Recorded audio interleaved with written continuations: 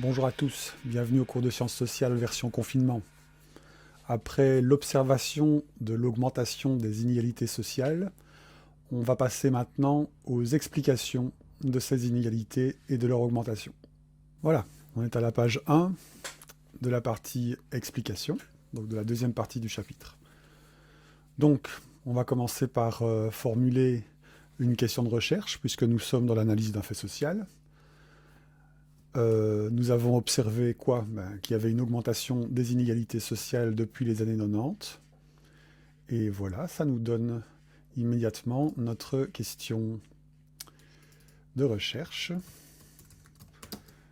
Comment expliquer l'augmentation des inégalités sociales depuis le début des années 1990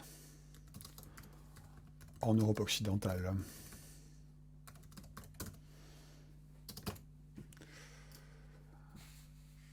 On passe au premier document qui nous montre l'évolution du taux de chômage de différents pays de l'Union européenne en pourcentage de la population active. Avant d'analyser le graphique proprement dit, le tableau proprement dit, on va lister les informations. Donc il s'agit du taux de chômage pour différents pays de l'Union européenne en pourcent de la population active. Il y a deux termes, deux expressions à définir. Le taux de chômage d'abord et le pourcentage de la population active en particulier. Ensuite, après, on pourra passer aux chiffres. Si vous allez plus loin dans votre cours, nous avons une première fiche de théorie. Comment mesure-t-on le chômage? C'est la page 7. La population active, comme vous le voyez, c'est l'ensemble des personnes qui travaillent, ne serait-ce qu'une heure au cours de la semaine de référence, la semaine dont on parle, ou bien sont au chômage. Donc la population active, c'est un peu trompeur comme terme, ce n'est pas seulement la population qui travaille, mais aussi ceux qui sont au chômage et qui sont en attente d'un emploi ou en recherche d'un emploi. Donc la population active, ce sont les travailleurs plus les chômeurs. Le taux de chômage, ce sera quoi? Ce sera le pourcentage de cette population active qui est au chômage. Du coup, la question est, qu'est-ce que le chômage? Alors il y a un organisme qui s'appelle le BIT, Bureau international du travail, qui nous fournit une définition du chômage. Une personne est considérée comme au chômage, comme chômeur ou chômeuse, à 3 conditions. Cette personne n'a pas travaillé du tout durant la semaine de référence. Première condition, pas de travail, pas d'emploi. Deuxième condition, cette personne est disponible pour prendre un emploi dans les 15 jours. Pas forcément immédiatement parce que, par exemple, la personne peut être absente, peut être à l'étranger. Troisième condition très importante pour être considéré comme chômeur, c'est le fait d'avoir cherché activement un emploi dans le mois qui précède. Autrement dit, un chômeur, s'il veut bénéficier des allocations de chômage, doit non seulement être au chômage, ne pas avoir travaillé du tout, être disponible, mais aussi montrer, prouver qu'il a cherché activement un emploi. Donc voilà, si on est dans ces 3 conditions, on est considéré comme chômeur et le taux de chômage, c'est le pourcentage de personnes faisant partie de la population active qui remplit ces 3 conditions.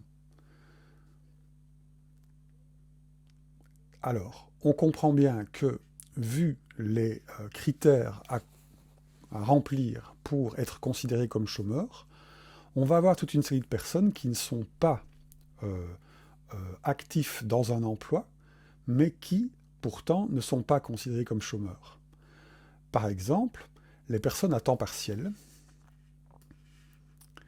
et qui voudraient augmenter leur nombre d'heures de travail, ces personnes ne sont pas considérées comme chômeuses, parce qu'elles ont travaillé au moins à quelques heures pendant la semaine de référence.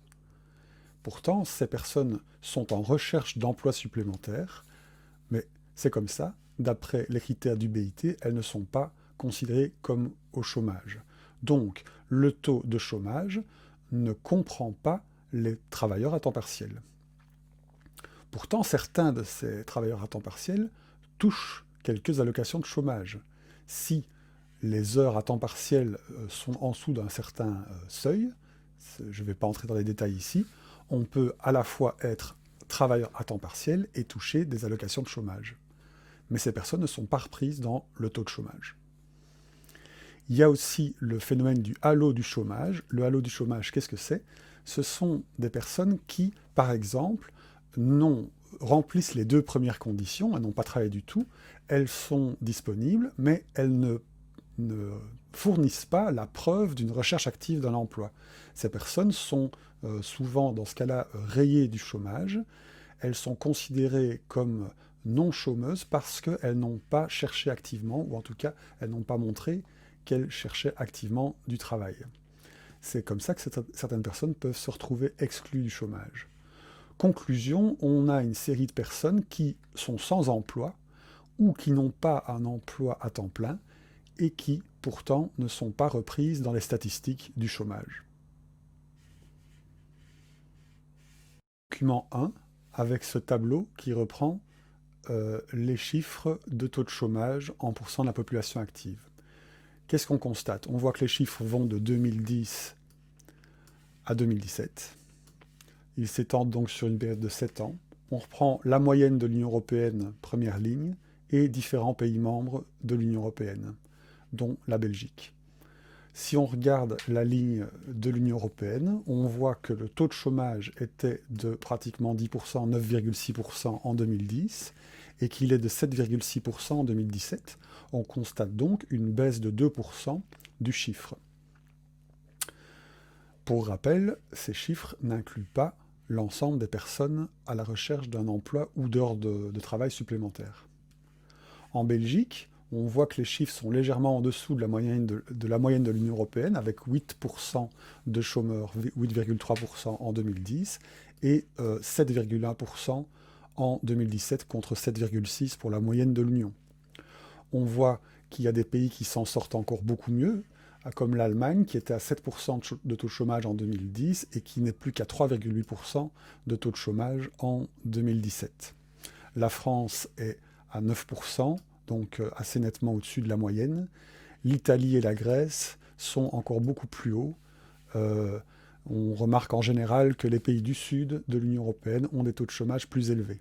Et on voit ici l'effet dévastateur de la crise financière et des mesures de rétorsion subies par la Grèce qui ont eu un impact énorme sur l'emploi.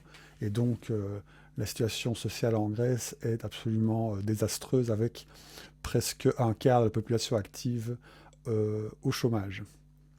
Tout ça, évidemment, chômage défini selon les critères du Bureau international du travail. Alors, comme constat général, qu'est-ce qu'on peut faire?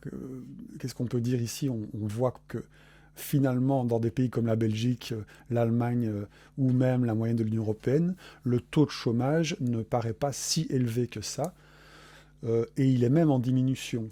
Maintenant, il faut bien se dire que, comme on l'a dit, le taux de chômage n'inclut pas toute une série de personnes, notamment les travailleurs à temps partiel. Alors, si on ajoutait... on peut faire des estimations assez simples. Si on ajoutait pour la Belgique le pourcentage de personnes à temps partiel qui souhaiteraient travailler plus, on serait évidemment bien au-delà de 7%. On serait probablement à peu près au double, une quinzaine de pourcents de personnes qui sont désireuses de travailler plus.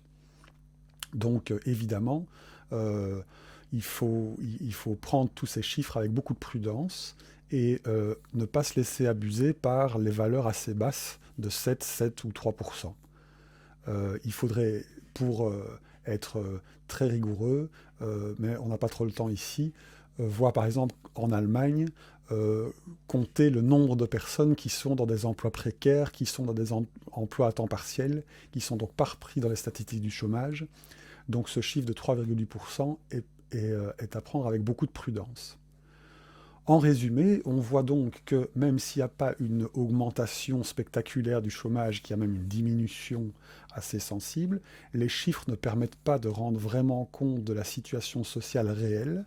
Je ne répète pas pourquoi, je crois que je l'ai déjà assez dit, mais on voit quand même qu'il y a, bon an mal an, entre 5 et 10% de la population active des différents pays de l'Union européenne qui est au chômage. Ça constitue évidemment un stock, si on peut s'exprimer comme ça, un stock de personnes qui ont des revenus bas et qui potentiellement peuvent se situer sous le seuil de pauvreté, puisque, comme on l'a vu, les inégalités sociales, il faut les expliquer en partant notamment des personnes pauvres, et bien sûr, les personnes au chômage font partie, dans beaucoup de cas, des personnes sous le seuil de pauvreté. Je rappelle qu'en Belgique, 49% des chômeurs sont sous le seuil de pauvreté. Donc, quand on voit des chiffres du chômage tels que ceux-là, on peut s'imaginer qu'une bonne partie d'entre eux sont effectivement sous le seuil de pauvreté. Il y a donc une certaine constance dans ce phénomène, un stock de personnes pauvres présentes dans nos sociétés. Voilà, on a vu que le chômage était relativement important, qu'il était en légère diminution, mais qui concernait quand même une bonne partie de la population, ce qui explique évidemment en grande partie la pauvreté et les inégalités. Dans la vidéo suivante, on verra quelles sont les causes du chômage et de sa persistance. À bientôt.